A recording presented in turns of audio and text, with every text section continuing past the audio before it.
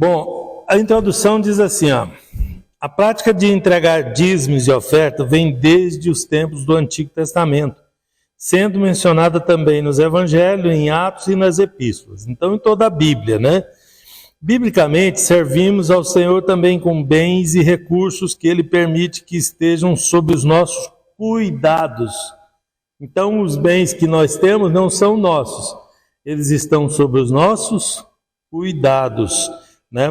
Porque a terra é do Senhor, todas as coisas são de Deus e nós só somos mordomos, né? Olha o título da revista, Mordomia Cristã, tá?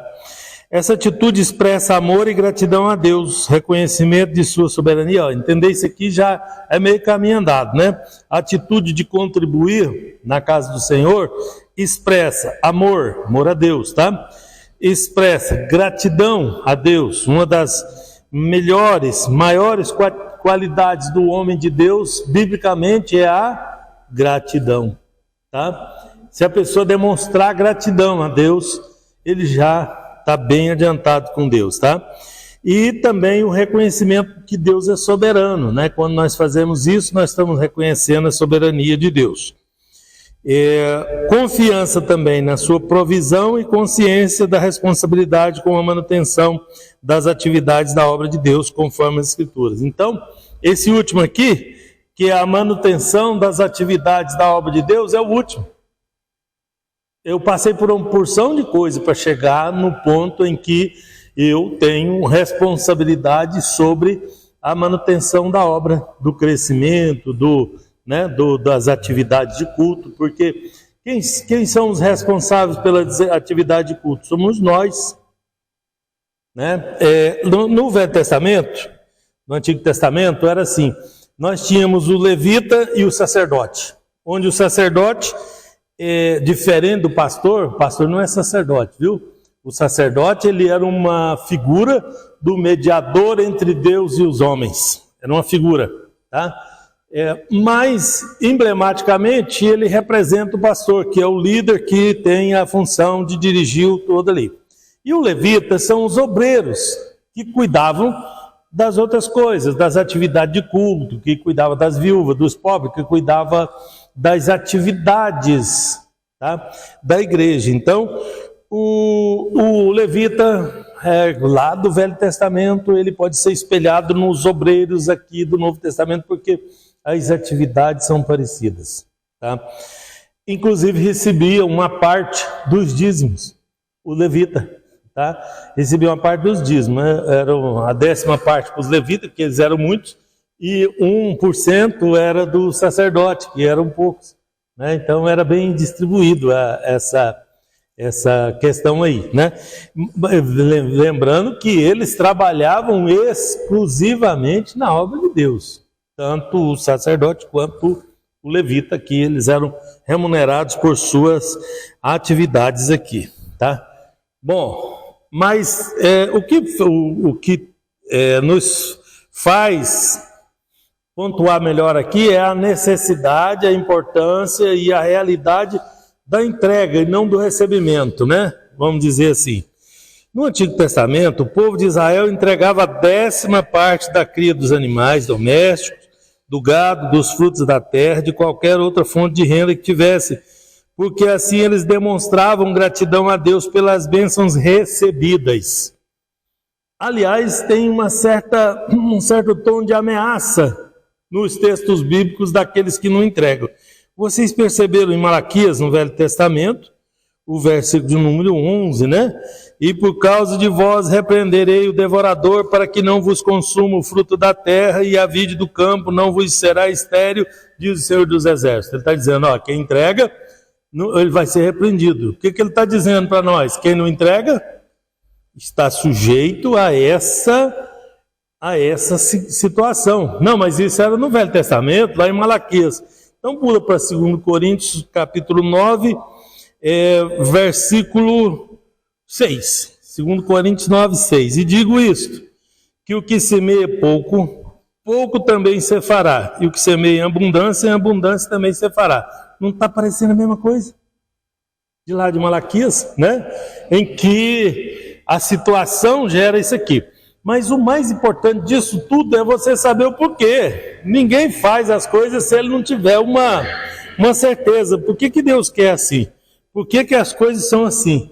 Enquanto eu não sou convencido da importância ou do fundamento de uma coisa, eu jamais vou me entregar àquela coisa, eu vou participar sem eu ter absoluta certeza de que aquilo é ou não é, e por que não é. Né? Então, essa é a cereja do bolo aqui. Tá? Bom, o dízimo se destinava estou no tópico 1, dízimo no Antigo Testamento. Né? Lá no Antigo Testamento ele se destinava a quê? Entendendo a que ele se destinava lá, nós vamos entender a que ele se destina aqui. Porque veja que todas as coisas do AT são figuras do NT. Tudo lá aponta para alguma coisa aqui. Pode pegar o que você quiser lá e Deus vai mostrar para nós que ele tem uma correspondência aqui. Porque o AT, ele simplesmente prepara o mundo, prepara tudo para o NT, que é Cristo. A obra central da Bíblia, o plano central da Bíblia é Cristo. Tá? E todas as coisas cooperam para que isso aconteça. Inclusive isso aqui. Tá? Porque para que o evangelho seja espalhado, para que tenha igreja por tudo quanto é parte, para tudo isso, passa por isso aqui. Que é para anunciar o quê? O Cristo ressurreto. Então não é o anjo que vai vir aqui anunciar. Somos nós que vamos anunciar. E quem é que financia esse trabalho? Quem é que financia a igreja? Quem é que financia o culto? Os crentes. Então nós participamos. Vocês sabiam que os anjos queriam fazer esse trabalho? Deus, não. É deles. Esse trabalho é deles. Né? E talvez a gente pense, não, era mais fácil se fosse os anjos, as pessoas iam acreditar mais. Mas Deus queria que nós nos envolvêssemos nessa situação. Ele queria a nossa participação, meu filho. Ele queria que nós fôssemos participantes da obra. Isso é lindo demais, né? Da gente se sentir honrado por Deus e Deus dar uma tarefa importante para nós, já é algo sobrenatural para nós, né? Deveria ser. Um privilégio, é um privilégio. É inigualável. A gente fazer parte da obra é tremendo, né? Então, o que temos lá no Velho Testamento? Sustentar os levitas e sacerdotes. Lembrando que os levitas também eram sustentados pela obra, tá? É porque, pastor, acho que todo trabalho gera uma remuneração. Gera. E a remuneração ia ser porque ele ia fazer o sacrifício. Pois é, assim seria.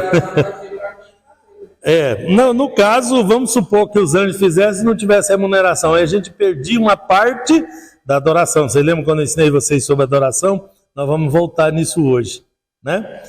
Bom, sustentar levitas e sacerdotes.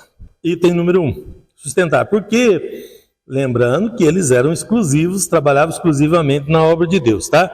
Ajudar nas refeições sagradas. Tinham as refeições sagradas. Olha, na própria oferta, no próprio dízimo, já vinha a prescrição da lei de que para que era aquilo. Tá? Para que era aquela oferta? Então tinha a oferta que era do sacerdote, aquela parte era uma porção que é dada para o sacerdote, aquele tipo de oferta. Tinha outra que era para distribuição, era o dízimo, né? Era 10% para os levitas e 1% para os sacerdotes, era assim. Tá? Mas tinha a oferta movida. Sabe o que é a oferta movida? Interessante isso. E se a gente entende, aí vai facilitando, né, vai abrindo o entendimento da gente. A oferta movida, o sacerdote pegava a oferta, movia em direção ao altar e devolvia ao ofertante. Isso é a oferta movida. Pegava a oferta, movia em direção ao altar, consagrava ela, devolvia ao ofertante. O ofertante mesmo é que participava daquela oferta. Então tinha oferta que era do próprio ofertante. Tinha oferta que era do sacerdote. Tinha oferta que era repartida, tinha oferta que era para as viúvas e órfãos, para os necessitados. A gestão disso era feita pelos levitas.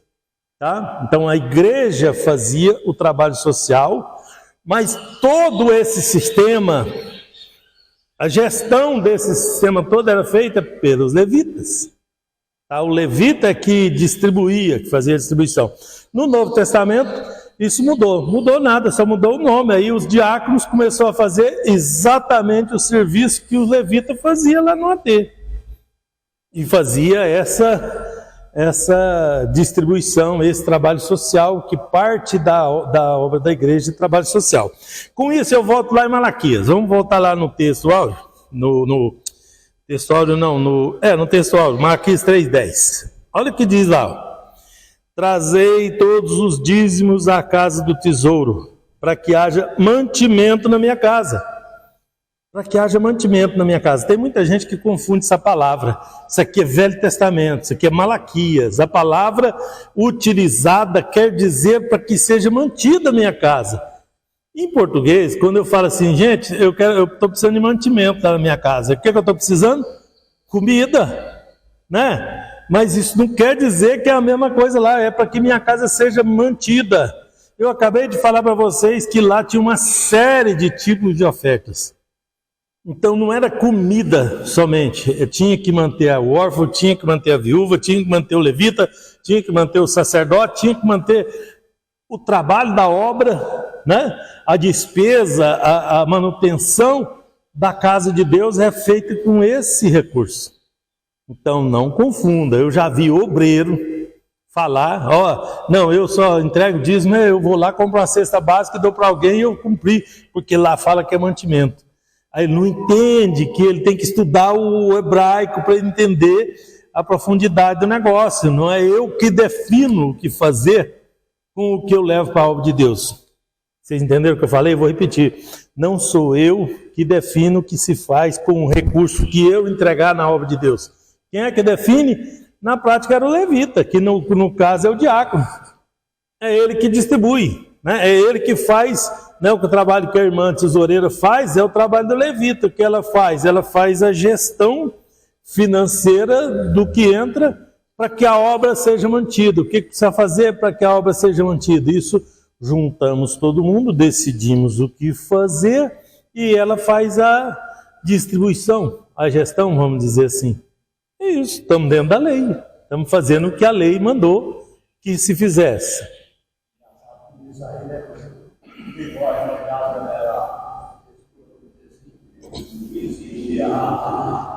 O gasto obrigatório. Fixo, né? Obrigatório. A energia. O gasto fixo, todo mundo tem isso. Você tem isso na sua casa, tem, né? São os gastos obrigatórios. E esses gastos obrigatórios, eles não esperam. Não espera. Não esperam, Tem que suprir. Então, manutenção, de um modo geral, para que haja mantimento. Manutenção é o mesmo sentido, viu? A palavra manutenção tem o mesmo sentido. Para que seja mantido, para que seja, né? Então, quando eu dou manutenção na minha casa, para que minha casa seja mantida. Para que a minha casa vá para frente. Então, é obrigação da própria igreja, dos próprios crentes, fazer isso. Mas isso ainda tem uma coisa que está faltando aí, uma peça que está faltando na nossa equação aqui. Já sabemos que ela precisa ser mantida, já sabemos que quem é que faz a gestão disso e como é que se organiza isso, mas tem uma coisinha aqui. Olha o item 1.1 aí, o dízimo nos dias de Abraão. Abraão foi obediente quando Deus mandou que ele saísse da sua terra natal e fosse para uma terra totalmente desconhecida, prometendo que faria dele uma grande nação. Naquele momento, Deus estava provando a fidelidade de Abraão, que ficou evidente quando, após retornar de uma marcha ousada para resgatar o seu sobrinho Ló, Abraão entregou o dízimo dos despojos de guerra a Melquisedeque, tá? Rei de Salém e sacerdote do Deus Altíssimo. Na verdade, Abraão entregou a Melquisedeque o dízimo de tudo, e essa é a primeira vez que o dízimo é relatado na Bíblia. Portanto, essa prática antecede as leis cerimoniais e judiciais do povo de Deus. Aqui entra o elemento que estava faltando. O dízimo é anterior à lei. Porque tem gente que fica procurando na lei, né? Bom, cadê o dízimo na lei? Cadê o dízimo no Novo Testamento? Cadê o dízimo aqui? Cadê o dízimo ali? Porque ele quer ter uma obrigatoriedade de fazer. Por que ele não está na lei? Vocês têm ideia de por que ele não está na lei? Pois eu vou dizer para vocês hoje. Por que o dízimo não faz parte da lei? O dízimo, na verdade, é uma forma de reconhecer a soberania de Deus. O dízimo é uma forma de adorar a Deus. O dízimo é uma forma da gente estabelecer um contato pessoal com Deus. Isso não poderia ser de lei. Por quê? Porque senão virava uma obrigação. E se virar uma obrigação, aí ele não tem valor como adoração. Se eu sou obrigado pela lei a pagar 17% de imposto ali, se eu não pagar, eu vou preso. Se eu não pagar o imposto, não é isso que acontece? Tem que pagar o imposto do carro. Se eu não pagar, o carro vai ser recolhido para o pátio do Detran. Então vira o quê? Uma obrigação. Então por que não é lei? Porque tem que ser de um coração voluntário. Eu vou dizer uma coisa para vocês. O dízimo não é obrigatório. Ele não é de lei. Ele é de gratidão. Ele tem que nascer no coração. O dízimo estimulado, a oferta estimulada, ela não tem valor de adoração. Aí o pregador decide lá, olha gente, eu quero uma oferta de R$500. Aí a pessoa fica meio acuada, e porque Deus tem feito maravilha e tal, e fala, e faz o que ele tiver de fazer ali. Aí a pessoa se sente constrangido a ofertar aqueles R$500. Aquilo nasceu do coração dele? Aquilo foi uma coisa que da gratidão dele, ele propôs como uma forma de adorar a Deus? Não foi. Então o que ele vai fazer? Gastar o dinheiro dele à toa. Porque não vai ser recebido por uma forma de adoração. Ainda que eu concordo com uns que vão polemizar, né? Quando esse vídeo pingar na rede, né? Eu concordo que para financeiramente pode até ser que isso aplaque a ira do devorador, porque a própria Bíblia está dizendo para nós que se nós não contribuirmos, nós vamos estar debaixo de uma espécie de maldição, não é? Porque o que eu li aqui leva a gente a imaginar que tudo que eu tenho está vulnerável e que a qualquer momento pode cair o meu castelo de cartas pode cair, porque eu não estou firmado na confiança de Deus, que Deus, né, vai me proteger. Então a planta muito, mas recolhe pouco, aquela coisa toda da prosperidade. Tá bom, ainda que isso possa aplacar essa parte, mas e a parte da adoração, que é a parte mais importante, ou pelo menos deveria ser, quando eu me apresento a Deus em adoração, em louvor, em gratidão, isso deveria ser o que conta mais na minha vida. É mais importante eu ter comunhão com Deus do que qualquer outra coisa. Abacuque falou sobre isso. Ainda que a figueira não floresça, ainda que as condições não sejam favoráveis, ainda assim a minha comunhão com Deus é mais importante do que toda essa discussão de bens e direitos, tá? Então, motivo por que não está na lei? Porque tem que nascer de um coração voluntário. E se não estiver nascendo, esse coração está doente, porque ele não está de acordo com a vontade de Deus. Porque qualquer um que ama a Deus, qualquer um que adora a Deus, desde lá do Antigo Testamento, desde Abraão, em Abraão nasceu no coração, Deus deu um grande livramento, era uma porção de reis, era muito soldado. Abraão foi lá e resgatou a sua família. E aí falou, mas Deus foi bom comigo, que maravilha, olha o que Deus fez por mim. O que ele fez? Juntou o dízimo e foi lá e entregou a Melquisedeque. O que ele fez? Ele adorou a Deus com o coração dele, o que nasceu no coração dele. Ele foi lá diante de Deus, falou, eu tenho que fazer algo, né? Algo para que Deus me seja propício. Isso se chama propiciação. É essa a palavra. O dízimo e a oferta, ela tem que fazer parte da propiciação.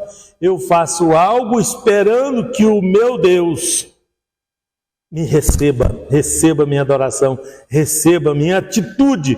Não é o meu dinheiro, porque Deus não precisa de dinheiro. Não é o meu recurso, porque Deus não precisa de recurso. O que Deus está esperando de nós? Uma adoração sincera. E onde é o ponto mais sensível do homem? Vocês sabem onde é o ser humano? Onde é o ponto mais sensível? No bolso. Oh, lugar terrível, né? Pois é dali que sai a verdadeira e pura adoração do coração do homem. O que ensinou Abraão a ser assim? Porque ele teve uma família hipócrita. Exato, não, mas isso aí já tem na história. Não foi, né? Os povos daquela época, eles já faziam, o que a lei fez foi regulamentar coisas que já existiam, né? Então, ofertas, adoração, propiciação já existia, eles faziam isso, mas fazia totalmente, né? Eles ofereciam criança, ofereciam virgens ao Deus deles, tentando fazer uma propiciação para que a divindade deles fosse propícia. Então, o que a lei fez foi só regulamentar o que eles já faziam, desde os primórdios dos tempos, né? Então, não é uma coisa nova também, não. Isso não foi Deus que colocou isso na Bíblia, não. Nasceu do coração do homem. É por isso que eu falo para vocês. O dízimo é anterior à lei, e ele nasceu no coração do homem, e Deus aceita ele se for feito de acordo com os princípios e orientação de Deus. Então, nem foi Deus que criou isso, porque os povos antigos já o faziam. Tá? Então, adoração a Moloque, adoração a deuses, Marduk, aqueles deuses antigos, lá, tudo era feito nessas bases. Isso porque as pessoas já faziam isso para tentar agradar a divindade. Aí um dia Deus mostrou para nós que a única forma da gente agradar a Deus, a única forma da gente chegar a agradar a Deus é pela fé, é confiando nele, né? Mas mesmo assim ele mantém a outra, e não como lei, porque não vou falar para vocês, se eu fizer isso aqui, vocês já me excluem logo, porque tem gente fazendo isso, viu? Se vocês não entregar o dízimo, vai todo mundo para o inferno. Coisa nenhuma. Coisa nenhuma. O que não tem na lei não tem transgressão, né? Tá bom, se não tivesse que pagar o imposto do carro, eu não ia preso o carro. Por quê? Porque não tá na lei, né? Então, o que nós estamos discutindo não é as consequências de não se fazer, é os benefícios de se fazer. A coisa mais sublime que tem na Bíblia é o dízimo e a oferta. Sabe por quê?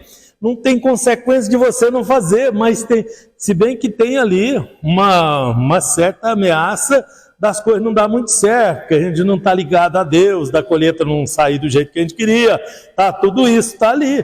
Mas não quer dizer que a pessoa vai para o inferno por isso, vai perder a salvação por isso. É só que como a pessoa agrada mais a Deus, é claro que Deus vai cuidar mais dele. Não é lógico isso? Se eu agrado mais a Deus, se eu faço o que Deus está esperando, Deus não vai ser mais compassivo comigo, não vai me abençoar mais o meu campo do que o campo do vizinho. Pois pode estar um campo aqui e o outro aqui, os dois juntos, vai chover nesse e vai secar esse. Porque Deus é poderoso. Não é que esse aqui, não é que Deus secou esse aqui, é que Deus fez chover nesse aqui. Vocês estão entendendo o que eu estou dizendo? Não é que esse dali ia secar mesmo. Mas esse aqui choveu porque ele serviu a Deus, porque Deus se agradou dele. Porque Deus prova toda a terra.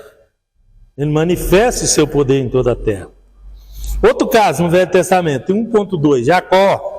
O dízimo nos dias de Jacó, assim como seu avô Abraão, né? Jacó entregou, Abraão que entregou tudo a Melquisedeque, Jacó prometeu dar o dízimo de tudo ao Senhor, caso regressasse de uma viagem que estava por fazer, né? Com um êxito.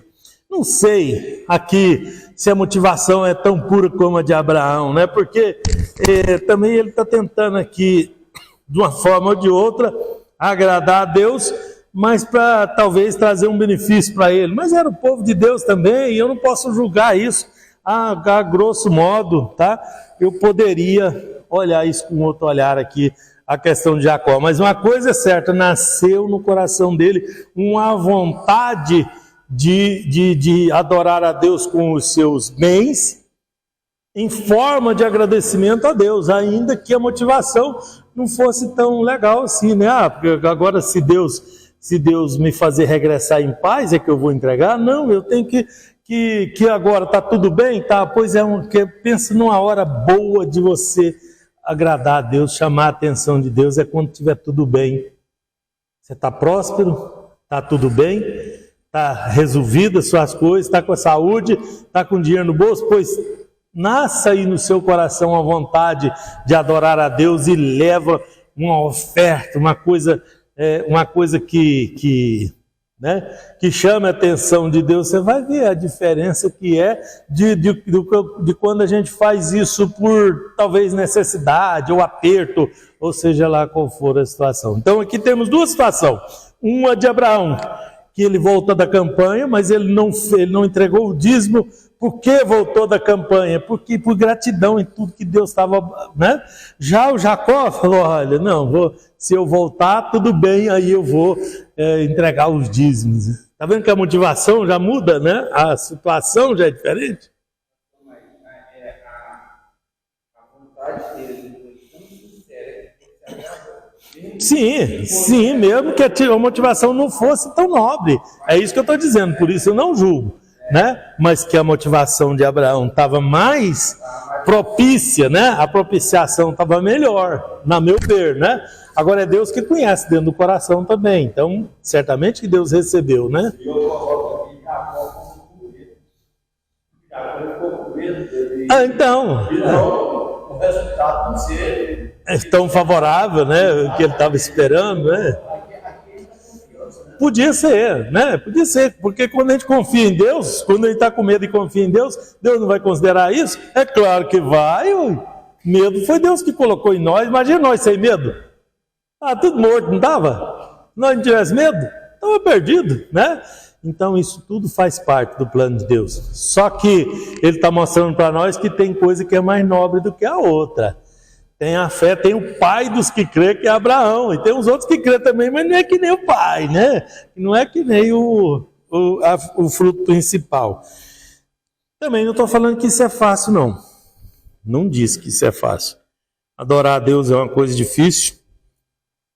Nos apresentar a Deus do jeito que Deus recebe não é a tarefa muito fácil. E tem gente que nem consegue. Tem gente que quer e não consegue.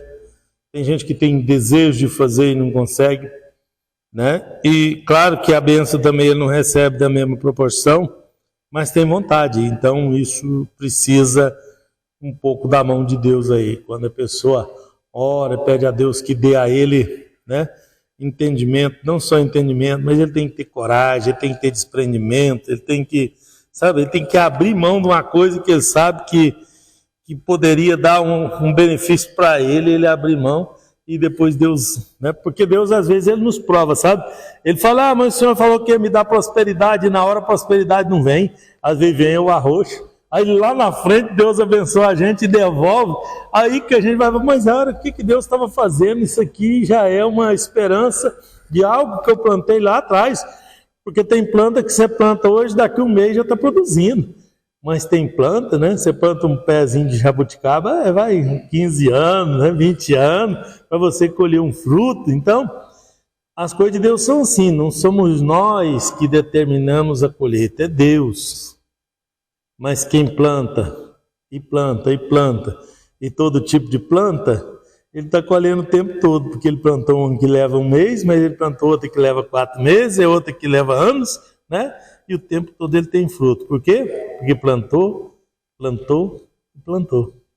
E o reino de Deus é semente, tá? É semente. Se plantou, vai colher, né? Bom, depois nos dias de Moisés, 1.3.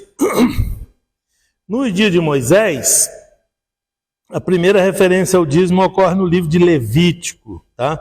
Naquele tempo, os judeus deveriam oferecer a Deus a 10ª parte de tudo que a terra desce. Não era em todo o tempo que era esses 10% também não, tá? Isso foi variado ao longo do tempo. Ficou estabelecido os 10%, o dízimo, né? Porque dízimo quer dizer 10%, tá? Por causa do que se usava geralmente, era um valor razoável, né? Mas isso foi variado no tempo da lei, foi variado isso daqui, tá? Naquele tempo, então, eles deviam oferecer a 10ª parte. Depois disso, o dízimo é mencionado em relação ao sustento dos sacerdotes, em Números vou deixar para vocês estudar lá, né? No Deuteronômio também os dízimos são relacionados aos serviços do Senhor, tá? Então é aí que aparece, né? Mesmo na lei aparece os dízimos não como lei, como obrigação, tá? Se alguém falar para vocês que é lei e obrigação, você fala, não vi isso na lei não, isso não está escrito na lei que é assim não, porque não é, tá? É uma coisa relacionada ao serviço que as pessoas deveriam contribuir. E essa contribuição, eu volto a dizer e afirmar para vocês, ela tem que ser voluntária.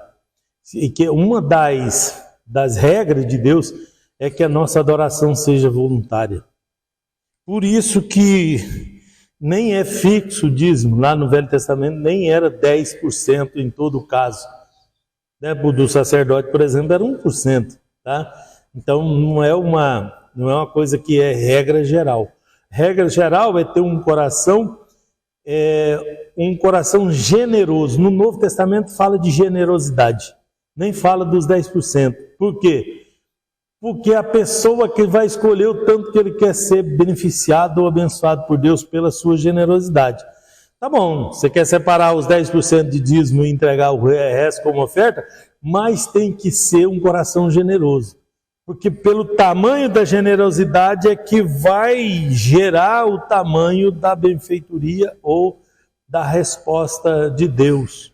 Ainda que eu afirmo para vocês que Deus não precisa do nosso dinheiro, da nossa verba em si, tá? Porque ele pode abrir outra porta, outra maneira. Por exemplo, se ele colocasse os anjos para evangelizar, não ia precisar do dinheiro. Para que ia precisar do dinheiro? Agora nós precisamos do dinheiro. Aí um crente entra, aceita Jesus, ele entra na casa e fala, nossa, que igreja bonita, né? Isso aqui deve ter custado caro, né? Quem pagou isso? Quem é que participou disso aqui? Como é que foi feito isso aqui? Bom, e se eu não fizer parte, então eu vou me sentir alguém fora da curva, né? Eu vou olhar e falar, mas um monte de gente junto e paga e eu não pago? Até no mundo seria assim. Vamos juntar os irmãos, vamos fazer um mutirão, vamos fazer isso, para fazer uma associação comunitária para todo mundo ali. Os que não participam vão olhar, até os outros que participam vão olhar diferente. Aí aquele ali vai, mas ele não participa, né? Ele vai se sentir discriminado, as pessoas vão discriminar ele, e por aí vai. Então, é uma questão de lógica. Por que tem igreja por toda parte? Porque tem gente contribuindo por toda parte. Se não tivesse, não tinha. Porque alguém pagou. Quem foi que pagou? Não foi o governo. Aliás, o governo, né? Se a gente fosse depender do governo, não teria nada aqui, viu? Não teria nada aqui. O governo não tem interesse no crescimento ou desenvolvimento da obra de Deus. Quem faz ela crescer somos nós. Somos crentes, ao contrário. Ele luta com todas as forças para minar as forças do crente, da igreja. Porque é uma força que contrapõe e que contraria os interesses dos governantes, né? Então, no caso, é os crentes, né, que são os responsáveis. E Deus aprove Deus colocar nós como responsável pelo que é nosso. A obra é de Deus? É. Você é de Deus? É. Então, você é de Deus. A obra de Deus, só ligar os pontos, né? Quem é que sustenta a obra de Deus? Os crentes. Quem é que recebe benefício por isso? Os crentes. A penalidade também os crentes, porque já teve crente que foi preso, teve crente aí que foi excluído da sociedade, aí pelo mundo afora, tem lugar que não pode pregar o evangelho. É o preço que o crente paga. Só que quando chegar lá, ele vai receber o quê? O bônus, a bonificação, o galardão, vai receber o prêmio, porque ele fez pela obra de Deus para o Senhor, né? Ainda que não foi com essa intenção, porque o mais importante é isso, não pode ser com essa intenção. Eu não posso fazer uma barganha com Deus. Agora eu vou começar a entregar o meu dízimo. Olha, deixa eu confessar para vocês aqui, eu sou dizimista, viu? Porque se eu chegar aqui na frente e falar para vocês, olha, o dízimo é isso, tem que fazer isso, e eu não for, eu seria um hipócrita. Então eu não posso fazer isso. Então eu sou dizimista, tá? E sou um dizimista há muitos anos, graças a Deus. Não estou falando para me gloriar, estou falando porque seria o cúmulo da hipocrisia. Eu vim aqui ensinar vocês sobre dízimo e eu não ser o participante, né? Você tem que ser participante da obra de Deus. Não, eu nunca uso você. Você tem que fazer isso. Você tem que aceitar Jesus. Eu tenho que me incluir nisso. Nós temos que ser, nós temos que fazer, nós. Senão eu não estou apto a fazer a obra do jeito que precisa. A aptidão vem da participação, né? E quando eu participo, aí eu tenho direito, né? Inclusive, vocês não vão ver o meu dízimo, parte dele aqui no relatório dessa igreja, porque ele é entregue, como eu sou da diretoria, ele é entregue lá quando eu recebo a parte de lá. Mas aqui também vocês vão ver, porque eu não vou receber salário da igreja e isso vai ficar como oferta para a igreja. Então, pronto, vocês já vão ver, sim, porque eu não vou deixar a minha parte também para depois ninguém falar, mas ele falou que era, mas não é. Mas é, né? Então eu não vou deixar o meu lado. E Deus vai me abençoar por eu ter feito dessa forma. É só para esclarecer, porque depois o inimigo costuma pegar isso aqui, principalmente nos obreiros, né?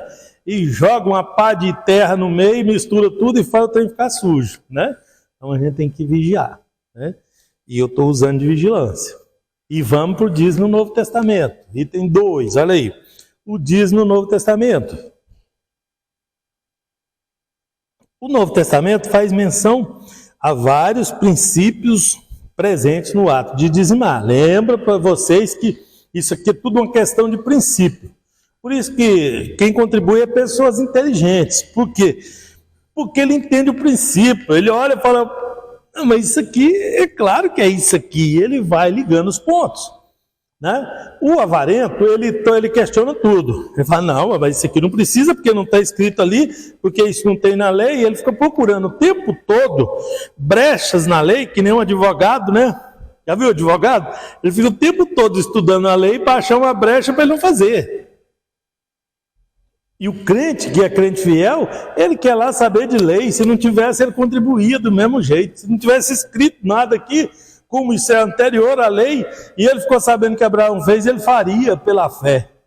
Ele abriria o coração e falaria, não, eu vou contribuir, eu vou entrar nessa aqui, né, voluntariamente. Então, não é uma questão legal, é uma questão de princípio básico de adoração. Quando eu pego a minha oferta, e levo ela, vocês têm que aprender isso, viu? Quando você chegar na igreja com a sua oferta, você propõe no seu coração de dar oferta, pega ela, leva para a igreja, fala, hoje eu vou adorar a Deus com a minha oferta. E na hora da oferta você entrega aquela oferta como um ato de adoração, isso vai mudar a situação da sua vida. Eu estou afirmando, não estou imaginando, por princípio bíblico, eu estou afirmando isso para vocês. É algo que vai mudar, vai virar a chave na sua vida, tá? Então, é uma questão de adoração. Nunca perca a adoração. Se você perder a adoração, né, aí você acaba de perder o princípio. Vou voltar lá no princípio da adoração, de novo, porque é importante você entender isso. Tem um grupo de pessoas aí pelo mundo afora, ensinando, né, os pastores e tudo, ensinando que a pessoa tem que devolver o dízimo. Você já viu essa conversa? Que a pessoa tem que devolver o dízimo. Por quê? Não, é porque ele ensina que o dízimo é de Deus, né, você recebe lá o seu salário. Então 90% é seu, 10% é de Deus. Já vi muita gente ensinar desse jeito que eu estou falando, então eu estou repetindo. Só, tá? 90% é seu e só 10% é de Deus. Então, o que você vai fazer? Na hora que você recebe o seu salário, você fica com o seu e devolve os 10% de Deus. Isso está certo? Não. Porque não foi isso que Deus ensinou. O que ele ensinou com relação à contribuição? Você, de tudo que eu te der, de tudo que eu colocar nas suas mãos, de quem que é? Foi Deus que te deu, então de quem que é? É seu. De tudo que eu te abençoar, você vai separar e vai apresentar uma oferta. Isso ele falou com relação às festas, hein? As festas é que nos faz entender essa parte aí, Tá bom? Tá bom, então aí não é que você devolve o dízimo, é que você pega 10% do que é seu, porque esses 10% foi até convencionado depois, pode até ser outro valor, mas isso é heresia, outro valor, vai dar outro valor de todo jeito, se você pegar 10% de oferta mais 5%, 5% de oferta mais 10% de dízimo vai dar 15%, isso como oferta ou dízimo, as pessoas fazem separação, mas eu não. Para mim, tudo é gratidão a Deus, é uma forma de me apresentar a Deus. Eu, como levita, não faço separação. Tá bom que você faz, continue fazendo, não vou questionar, mas eu não faço. Eu não faço. Isso aí está inserido diretamente fazer separação. Exato. Não é falar, não, se eu não fizer assim, vai dar errado. Não é. A generosidade da gente quem vai ver isso depois é Deus. O que vai acontecer é nas mãos de Deus e não nas nossas mãos. Então, esquece esse negócio de devolve, porque senão você fica com a obrigação de devolver, e não é obrigação o dízimo. O dízimo, ele tem que nascer no seu coração como uma adoração. E se eu ficar estabelecendo isso, eu vou acabar perdendo a adoração. Eu não quero perder isso. Aliás, tudo que eu não quero é perder a adoração. Eu posso perder o recurso, gente. O recurso pode não voltar, ainda que a figueira não floresça. Mas se eu conseguir a adoração, Deus vai me dar mais do que o que eu consegui colocar lá. Isso eu posso afirmar para vocês. Sou testemunha viva disso. Né? Bom, então tá. Já estabelecemos o princípio. Jesus repreendeu os mestres da lei, chamando-os de hipócritas. Olha só, é o que eu falei para vocês, eu esclareci antes, porque senão eu vou ser o hipócrita, que ensina a lei, mas não vive, que tem a obrigação da lei na minha mão, mas não vivo isso. Que hipócrita que eu sou, né? Porque eles davam o dízimo da hortelã, da erva doce, do cominho, mas não obedeciam a outros mandamentos importantes, como ser justo, bondoso, honesto com o próximo. Então, que adianta eu cumprir um mandamento e não cumprir os outros? Vocês já viram, desculpa eu questionar isso, mas depois eu esclareço em outra ocasião, os sabatistas, eles pegam um item da lei, tentam cumprir ele mal, né, pela metade, um item que é o sabatismo, que é guardar o sábado, e esquece todos os outros mandamentos. Como é que eu vou servir a Deus pela metade desse jeito? Se eu cumprir um, eu tenho que cumprir os outros. A própria Bíblia nos ensina isso. Né? Então, eu não posso obedecer à lei do dízimo. Eu já vi muitos obreiros fazer isso, muita gente fazer isso. Dirigir igreja, chega lá o obreiro já, você não precisa me pôr para fazer nada, eu sou dizimista, vou trazer o meu dízimo e pronto, acabou. Ele chegava e entregava o dízimo direitinho, o dízimo até alto, mas não se envolvia com mais nada, não precisava chamar ele para... Ele era um evangelista, não precisava chamar ele nem para orar para os outros, porque não ia. Não, eu já entrego o dízimo e já estou resolvido com Deus. Como está resolvido com Deus? O dízimo devia ser o último. Ou não é? Vocês entenderam o que eu falei até agora? O dízimo é o último. Eu tenho que primeiro ter comunhão com Deus. E se eu vou usar o dízimo para ter comunhão com Deus, ele foi só um meio. Ele foi um meio. Muito mais eu tenho pelo caminho. E tem outras coisas que precisam ser analisadas e estudadas, porque não é tão fácil assim não. Um pastor me ligou há poucos dias querendo saber como é que era a questão do dízimo. Porque lá na igreja dele tem um irmão que tem uma empresa e o irmão está com dificuldade de dizimar e ele não sabia como, aí pediu para mim explicação. O irmão tem uma empresa, o dinheiro entra na empresa e o irmão quer ser fiel, quer tirar 10% do dinheiro da empresa e entregar com dízimo. Eu falei, vai quebrar. Como assim? Ele vai quebrar se ele fizer isso, porque a empresa dele não tem sustentação para tirar 10% de tudo que entra lá na empresa, né? Por mais bonzinho que ele seja, ele não vai suportar. Dízimo não é isso. Dízimo é 10% do que sobra para ele. A empresa tem vida própria. A empresa tem caixa própria, ela tem personalidade jurídica. Então, o dinheiro que eu pus na empresa, eu pego lá um montante, que eu já dizimei daquele montante que eu juntei ao longo do tempo. Eu pego e monto a empresa. Esse dinheiro é da empresa, não é meu. Aí o que eu tiro da empresa para mim? É desse aqui que eu pago 10%. Agora, se eu pagar 10% da empresa, quebra a empresa, porque a empresa que tem 12% de margem, 15% de margem, você pega 10% e dá de dízimo, você quebra a empresa. Eu já vi, não foi um nem outro. Quebrar a empresa, eu vi, foi vários. Quebrar a empresa por causa disso.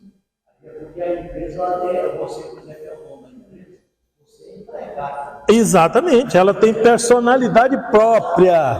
Porque você tem o colaborador. Exato. O colaborador seu. É ali que sai o seu... porque antes de chegar o seu prolabore, tem o dinheiro para crescer a empresa, para renovar o estoque, para etc, etc, etc. Personalidade própria. Resolveu o problema lá. O irmão é dizimista, fiel e alegre, porque ele não sabia dizimar e estava entrando naquela espiral, né? Então, é só uma questão de entendimento, de querer ser fiel e fazer a coisa certa, do jeito que precisa ser feito. Se eu fizer certo, eu consigo. Se eu fizer errado, ninguém consegue. Ninguém consegue. Porque o valor que ele estava dizimando era maior que o prolabore dele, inclusive. Então ele não estava dando 10%, ele estava dando tudo dele, né? Vamos dizer assim.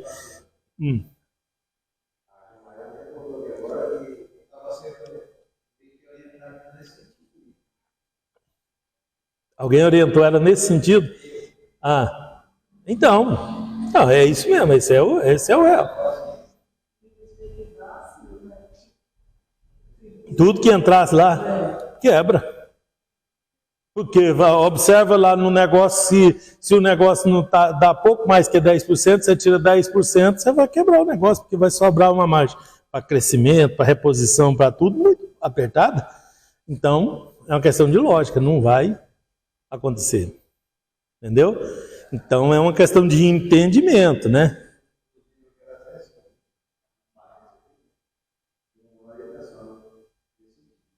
Então, pois é, não, eu estou à disposição, porque você tem que fazer o que agrada a Deus, mas você tem que manter o negócio, porque se o seu negócio quebrar, não é bom para a igreja também, é ruim para todo mundo. Para a igreja, E aí você pensou que estava andando fiel e estava mais do que isso, né? Não, mas Deus vai... Não, tudo tem uma lógica, gente. Deus tem uma lógica.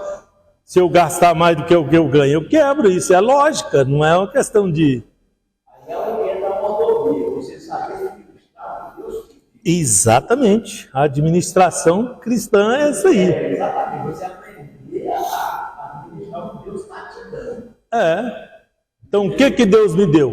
Então, eu pego tudo que Deus me deu e esquece esse negócio de devolver. Tira isso da cabeça de vocês. Não tem negócio de devolver, não. Deus te deu, aí você junta. Não, mas eu posso dar mais que 10% do que Ele me deu. Eu posso também dar uma oferta. Eu vou dar mais, porque lá eu já desconto os 10% do que eu recebo lá. Ainda vou descontar o daqui. Então, vai dar mais de 10% do que eu, né? Bem mais. Mas eu sei que eu posso fazer isso não vai me colocar em risco e eu vou ficar feliz com isso. Estou apresentando isso como o quê? Como adoração a Deus. Né? E Deus vai me abençoar por isso. Mas eu sei até onde eu posso ir também. Né? Nossa, não tem carteira assinada, né? Eu não recebo tanto que está lá, mas tem já com desconto. Aí eu dou só o recebo. Depende. Ó, essa pergunta dela é boa, né?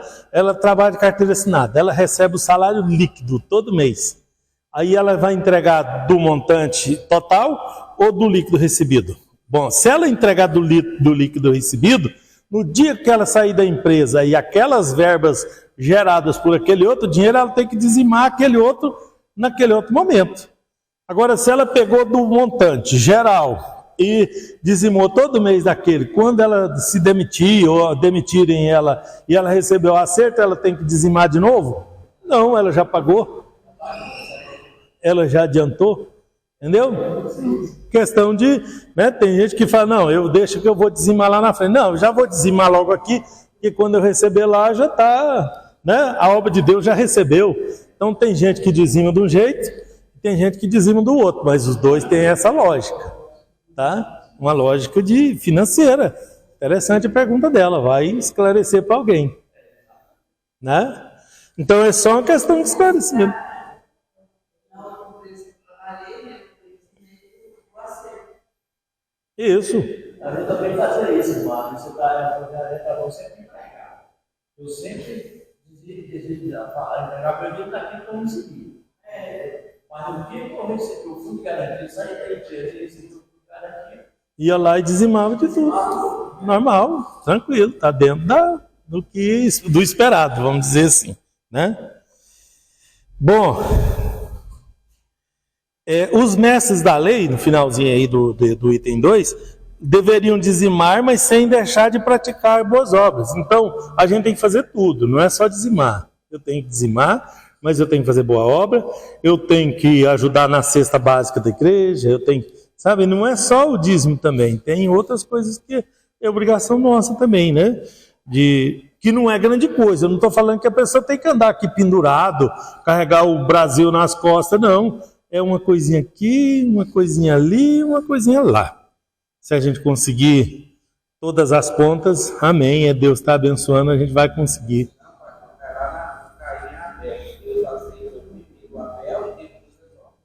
Exato.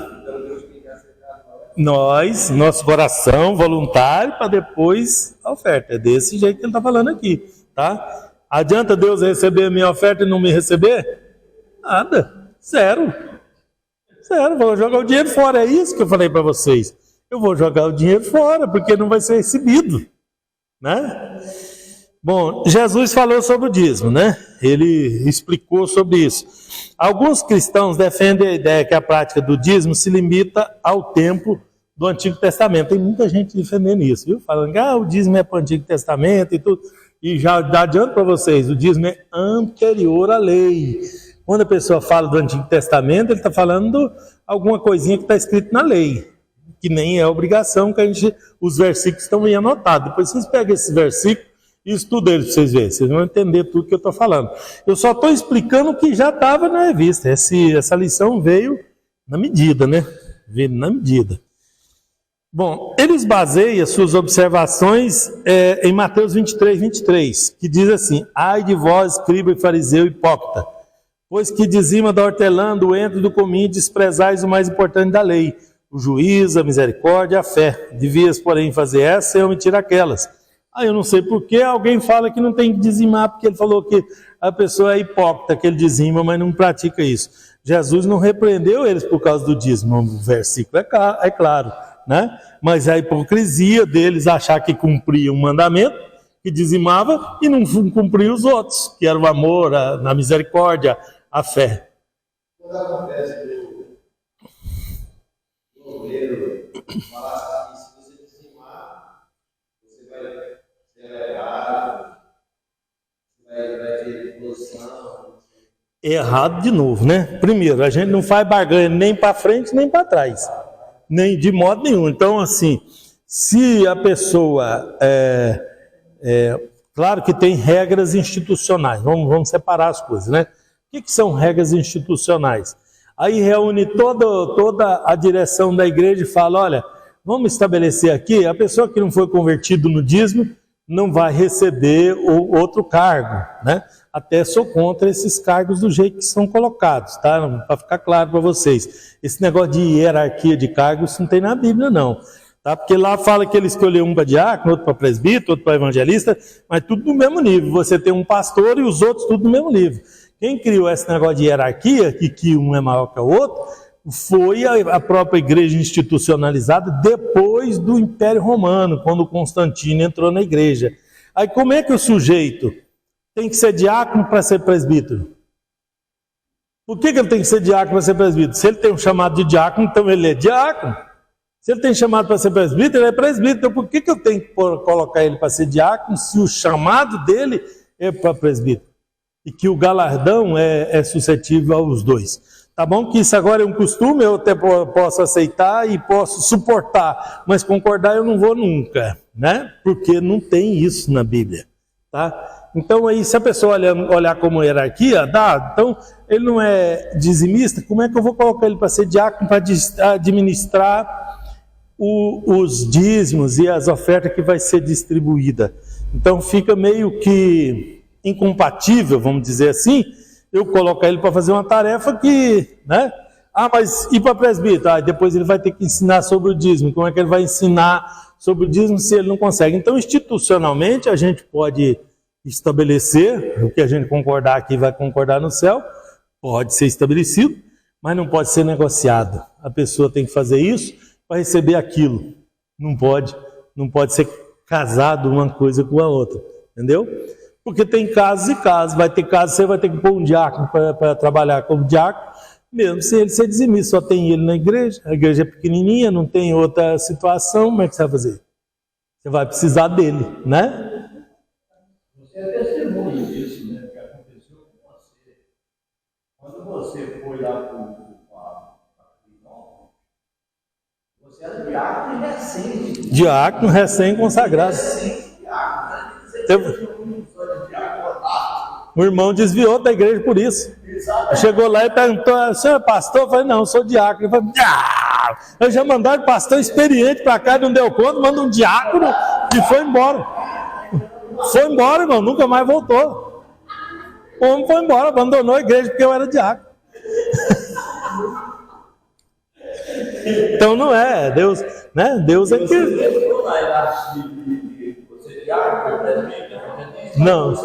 Não, já fui direto. Já fui, né? Na verdade, eu voltei para ser consagrado, eu era auxiliar, né? Eu voltei aqui para ser consagrado diácono, porque precisava fazer o trâmite, mas esse trâmite não funcionou comigo, né? Não funcionou comigo. Bom, então, resumindo, dizimar é um ato de obediência, em princípio, tá? Mas não nos exime de praticar boas obras. Deus apoia, Jesus falou das ofertas e dos dízimos, da contribuição. Então, quando eu contribuo, eu estou sendo obediente. Porque tudo que concordamos. Ah, todo mundo vai fazer? Vai. Então, se eu não fizer, eu sou desobediente. Eu costumo explicar isso assim: ah, mas tem lugar que não tem igreja que não tem uma coisa, mas tem outra, né? Mas vamos pela empresa. Monfés trabalhou numa empresa que ele tinha que ir uniformizado para lá. Todo mundo tinha que ir uniformizado. Se não fosse uniformizado, o que acontecia? Não trabalhava.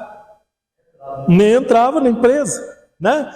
Peraí, mas tem empresa que não precisa. Então, como é que uma empresa... cada grupo tem as suas leis próprias. Lá naquele grupo era assim. Então, se ele fosse sem uniforme, ele estava sendo desobediente. Ele sabia disso. Por isso, ele ia de uniforme. Então, o que vale para um pode não valer para o outro, né? Dependendo do que a gente concordar. Dependendo do que a gente fizer. O que eu quero dizer com isso? Que tem coisas que é geral na Bíblia. E tem coisa que é local. Já teve um tempo que para vir para a igreja você tinha que vir de chapéu. Se vier sem chapéu, era caçado o mandato, vamos dizer assim, lá no passado. Sim, já teve isso. Aí as pessoas criticam, mas teve gente que foi excluído porque não chegou na igreja de chapéu, e foi, porque ele foi desobediente. Todo mundo concordou que tinha que vir de chapéu. Ele vinha sem chapéu, o que ele estava sendo? Desobediente. Então a exclusão dele está errada? Não, ele foi desobediente, ele sabia que não podia vir. Tá? Pulando a polêmica, é só para explicar para vocês que tem coisa que é local e tem coisa que é geral, né? E cada um vai se adaptar a isso como pode, como achar que melhor lhe convém. O grupo vai decidir isso, tá? E tem coisa que o grupo pode decidir, tem coisa que não dá, né? É geral, vem na Bíblia e você não vai contrariar a Bíblia. Então, o que for contra a Bíblia define. E o que não tem na Bíblia, aí o grupo decide. Aí nós temos obreiros para reunir e estabelecer as regras para o grupo, né? Para o grupo geral. Pode, eles reuniram o grupo ali e fez, né? E eles mesmo criaram, não contrariou nenhum versículo bíblico. E precisava resolver. E acharam um jeito de... E Deus aceitou? Aceitou. Está lá. Ah, mas ele pode não ter feito o que o outro fez? Pode, mas podia acontecer com qualquer um outro, né? De não fazer o que precisava ser feito. Então, diferente, mas Deus aceitou. Bom, Paulo se referiu ao dízimo levítico, tá? no tempo dos levitas, né? O apóstolo Paulo, vou terminar, vou andar rápido aqui, porque o tempo está esgotado já ali, né? O apóstolo Paulo se referiu ao dízimo levítico quando falou do cuidado que a igreja deve dispensar aos obreiros, tá? Quando falou do cuidado, né, da sustentação e do apoio que a igreja tem que ter com os obreiros. O Paulo falou disso, tá? Se o apóstolo achasse o dízimo algo dispensável, né, algo desnecessário, ele não citaria nem teria feito referência a texto do Antigo Testamento que fala sobre o assunto, porque eu comecei falando disso para vocês. Tudo aqui tem um reflexo lá, tudo lá tem um reflexo aqui. Velho Testamento, Novo Testamento. Então Paulo, para citar a igreja do tempo dele, ele citou os levitas. E como era com os levitas, é o princípio de como deveria ser com a igreja neotestamentária, tá? Então o princípio é o mesmo, o dinheiro vai servir para as mesmas coisas, a situação é a mesma, né? Guardadas, obviamente, as suas respectivas proporções. Tá? Se o apóstolo achasse que era dispensável, então certamente ele não citaria. Tá? Então, por que dizimar? Vou terminar com essa, 2.3, olha aí que legal esse. Tá? Tanto no Antigo quanto no Novo, a Bíblia se refere ao dízimo como um ato de fidelidade e reconhecimento de tudo que temos, tudo do que temos vem de Deus. Né? Então, o ato de dizimar é eu reconhecer que veio de Deus, que Deus é que me deu, que Deus é que me abençoou. Tá? E sendo assim, nós temos algumas sugestões, vamos dizer assim, do autor de razões para que nós deveremos dizimar. Nos doar ao reino, né? Ou seja, nos incluir, fazer parte do reino. Quando nós contribuímos, nós nos sentimos parte do reino. Por analogia, a gente imagina que a pessoa que não participa da obra, que não contribui com a obra, ele não se sinta parte integrante do reino, porque também ele não tem, né? Mas ele olha, né? Eu e o irmão Félix, por exemplo, olhamos para outra igreja lá, você olha no alicerce, vai ver nós dois lá com as mãos arrebentadas de quebrar postes de cimento e tirar ferro para colocar lá. Nós nos sentimos parte da obra, porque lá na estrutura, né, nós participamos. Talvez não fosse com dízimo, mas foi com o nosso suor, com o nosso trabalho, né? Então, tá aí. Então a gente se sente parte, né?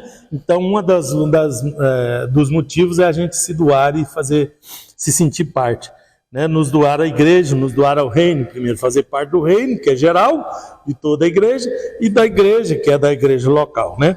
Nos doar aos santos, a quem o Senhor ama, porque aí nós passamos a comunhão dos santos, que é um dos objetivos da igreja, a comunhão dos santos, quando nós ajudamos o irmão, quando nós participamos da cesta para ajudar um irmão, quando nós ajudamos a comprar remédio para alguém, né? Tudo isso daí faz com que a gente, né, tenha aquela comunhão com os santos. Expressar a nossa fé, uma forma de expressar a nossa fé bonita, legítima, boa, gostosa, agradável, é quando a gente contribui, porque a gente sente na pele, né, que a gente está expressando a nossa fé a Deus. Uma coisa é eu expressar da boca para fora, eu chegar lá e botar a mão no coração, ou para cima, e fazer umas caretas e tal, isso é maravilhoso, mas parece que está faltando alguma coisa. Quando eu contribuo, aí eu estou sentindo que a minha expressão de louvor parece que está mais materializada, está mais forte. Não é só da emoção expressada ou coisa assim, mas vem também de um coração voluntário, de um coração contribuidor. Tá?